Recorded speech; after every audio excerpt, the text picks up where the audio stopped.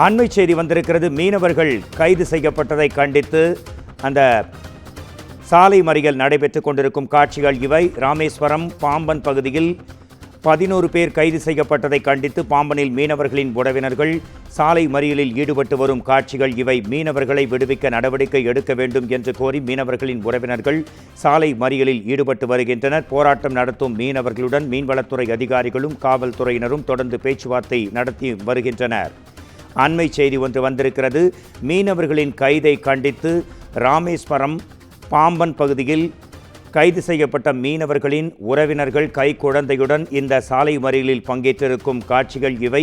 மீனவர்களை உடனே விடுவிக்க வேண்டும் என்று அவர்கள் கைகளை தூக்கி கோஷம் எழுப்பும் அந்த காட்சிகளைத் தொடர்ந்து இது குறித்து நமது குமுதம் செய்தியாளர் சுரேஷ் தரும் உடனடி தகவல்களை காணலாம். ராமேஸ்வரம் பாம்பன் பகுதியில் மீனவர்கள் 11 பேரின் கைது நடவடிக்கையை கண்டித்து மீனவர்களின் உறவினர்கள், குறிப்பாக கை குழந்தைகளுடன் அவரது உறவினர்கள் தற்போது சாலை மறியல் போராட்டத்தில் ஈடுபட்டு வரும் காட்சிகளும் பல்வேறு தரப்பினர் அதனை சமாதானப்படுத்தும் முயற்சியில் ஈடுபட்டு வரும் காட்சிகளை பார்த்து கொண்டிருக்கிறோம். இது குறித்த உங்கள் தகவல்களை தரலாம்.